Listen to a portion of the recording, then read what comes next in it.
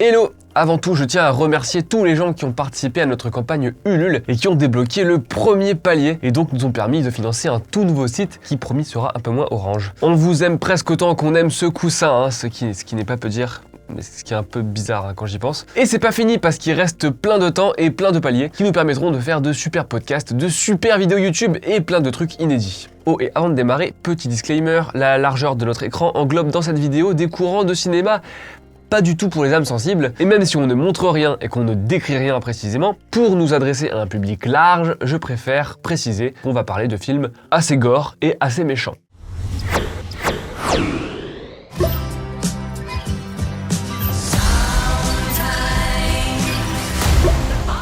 Ce mercredi sort dans les salles françaises Saw X ou Saw 10, hein, comme vous voulez, le 10e volet de la franchise Saw, franchise proprement increvable. Et avant même d'envahir les multiplexes hexagonaux, c'est un énorme succès. En effet, Saw 10 est sorti quelques semaines auparavant outre-Atlantique, le 29 septembre pour être précis, et il y a accumulé au moment où j'écris cette vidéo 47,2 millions de dollars au box-office, ce qui fait 78 millions si on parle du monde entier. Ce serait peu pour un blockbuster lambda, mais c'est beaucoup quand on sait que le film n'a coûté que 13 millions de dollars et qu'il n'a pas encore terminé sa carrière. Je vous parle même pas de son exploitation en VOD qui vient tout juste de démarrer. Bref, après 10 volets et 20 ans d'existence, Saw continue de remplir les poches de Lionsgate. Certes, peut-être pas autant qu'à son apogée de popularité, je parle de Saw 3, mais assez pour continuer d'exploiter sans relâche les pièges du tueur au puzzle, le fameux Jigsaw. Et c'est complètement anachronique. En fait, le succès de ce film en 2023 prouve que le grand public est encore un peu friand d'un sous-genre dont on ne doit pas prononcer le nom et que tout le monde pensait mort et enterré. Car Saw 10 est bien une grosse bisserie à l'ancienne, un délire méga gore, méga sadique et qui ne lésine pas sur les petits détails. Passer le premier tiers, bon hyper chiant hein, du film qui fait passer les révélations qu'on capte après 3 minutes de projection pour des twists révolutionnaires, il met en scène quelques pièges à peu près aussi grotesques que graphiques dans un décor de friche industrielle bien crade. Bref, un véritable retour aux grandes heures de la saga. Si vous prenez toujours votre pied face aux excès gerbotroniques de Saw 3, 4 et compagnie, eh bien vous devriez bien vous amuser. Et quand je parle de gerbe, je parle bien de la mise en scène, pas seulement du gore. Le plus frappant, c'est bien la comparaison avec le volet précédent, Spiral. Spiral partait du principe que le sous-genre, dont on ne doit pas prononcer le nom, était en perte de vitesse et avait axé sa promotion sur un retour au code du thriller, auquel se conformait le tout premier volet. La promotion mettait en avant l'intrigue policière plutôt que les séquences de violence, et d'ailleurs ces séquences sont parmi les plus faibles de la franchise, exception faite donc du premier film, qui tient plus du thriller post-Seven fauché et malin que du vrai délire gore. Et le constat est sans appel, Spiral a récolté 40 millions de dollars dans le monde, soit à peu près la moitié de ce que risque de faire son successeur. La promo de ce Saw X, elle, est à la hauteur du film, elle reprend la forme et les couleurs des différents volets de la saga et apporte une solution toute simple à la question qui anime les producteurs depuis quelques années déjà, comment continuer à se faire du blé alors qu'un des films s'appelle Chapitre Final. Bon et leur solution c'est on s'en fout. On pourrait donc y voir le signe que les spectateurs sont toujours contre toute attente attachés au sous-genre dont on ne doit pas prononcer le nom. Donc ouais, j'ai moins envie de parler de Saw 10, pour ça il y a la critique de Déborah, que de la question qu'il pose, est-ce que l'extrême violence est encore la bienvenue dans le cinéma mainstream? Mais Mathieu, qu'est-ce que c'est donc que ce sous-genre dont on ne doit pas prononcer le nom? Eh bien les amis, sachez qu'il y a plus cruel que Jigsaw, l'algorithme YouTube. On sait pas trop ce qu'on peut dire en fait, hein. Donc je vais essayer de pas trop utiliser le terme de torture. Le TP, comme on va l'appeler, est en fait pas vraiment un sous-genre, mais parlons plutôt d'une mode. Une mode qui a la particularité d'être définie par ses détracteurs, ce qui lui va plutôt bien finalement. Le terme a en effet été utilisé après sa théorisation dans un article à charge du critique David Edelstein publié dans le New York Magazine en réaction à la sortie du premier Hostel. Je vous passe la lecture de l'article en question, je vous le mettrai en description pour que vous fassiez votre propre avis, mais l'idée est de pointer du doigt la résurgence de la violence et surtout de la souffrance dans le cinéma américain, violence et souffrance qu'il compare à la dans la manière dont elle est mise en scène. Alors évidemment, il évoque Saw 2 et Hostel, dont les cartons au box-office l'alarment, mais aussi, tenez-vous bien, The Devil's Reject, ok, Irréversible, d'accord, La Passion du Christ, bon bah pourquoi pas, hein, et 24 heures chrono.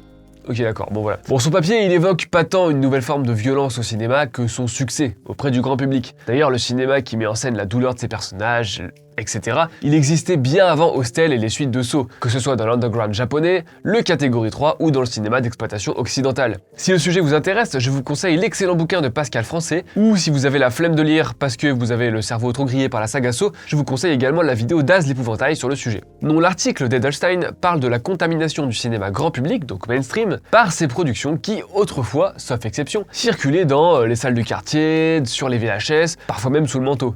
Bref, du pur cinéma d'exploitation. Et bien que son papier soit, selon moi, assez réac, et qui met un peu tout dans le même panier, il met en évidence un fait, la torture a bel et bien conquis le cinéma grand public au milieu des années 2000. Alors on a beaucoup émis d'hypothèses sur l'émergence de cette imagerie, qu'il s'agisse de l'omnipotence d'internet à l'époque, qui confronte toute une génération à une salve d'images violentes à laquelle peu ont vraiment eu accès jusque-là.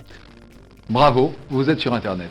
Ou des retombées culturelles des attentats du 11 septembre. Et oui, non seulement le monde occidental fait face à une horreur dont il ne pensait pas qu'elle pouvait l'atteindre aussi violemment, mais la riposte remet la question de certaines techniques d'interrogation, on va dire, dans le débat national, et les Américains face à leur propre haine. Ça, ce sont des réflexions thématiques, mais plus concrètement, on peut souligner l'explosion du marché du DVD, et enfin surtout le succès démentiel de Hostel et Saw 2, qui vont amasser respectivement 81 et 147 millions de dollars en 2005. La franchise Saw a vraiment une place à part dans ce processus parce que son carton impressionnant a vraiment servi de modèle pour un petit paquet de roublards en tout genre. Il faut dire qu'il est aguicheur ce modèle. À part le 7, le fameux chapitre final, pas final d'ailleurs, le budget dépasse à peine les 10 millions et les retombées sont énormes. Le 2 a coûté 4 millions de dollars, quand même, c'est 9 fois moins que la Nun 2, oui c'est une comparaison gratuite. The Loved Ones, The Human Centipede et sa suite, très gratiné, Wolf Creek, I Spit on Your Grave, Massacre à la tronçonneuse le préquel, Motel, A Serbian Film, 902, The Tortured, que des films sortis entre 2005 et 2010 qui seraient restés dans les bas-fonds du shocker s'ils n'étaient pas arrivés dans le sillage de Hostel et Saw 2, et s'ils n'avaient pas fait irruption sur le devant de la scène médiatique et culturelle.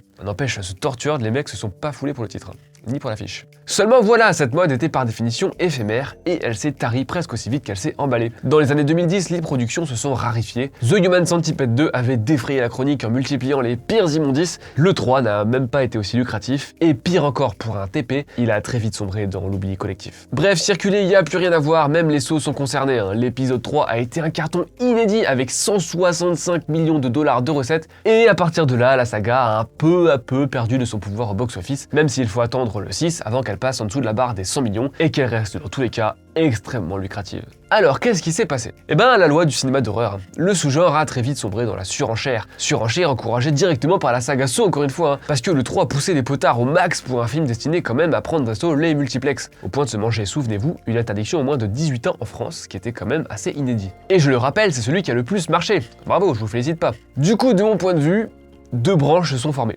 L'une est allée si loin dans l'extrême qu'elle est revenue à une production essentiellement underground, comme au bon vieux temps, en dehors des circuits de distribution classiques. L'autre, c'est des cinéastes talentueux qui ont profité de la relaxe générale sur la violence pour proposer des œuvres qui s'en emparent et qui les dépossèdent un peu progressivement de leur nature de films d'exploitation. On peut citer le superbe Martyr en France ou le très bon The Woman aux États-Unis. Des films beaucoup plus riches et qui donc finissent par faire un peu oublier les kilos de tripaille gratuite qu'il y a eu avant eux. Donc, est-ce que c'est fini à ce moment-là?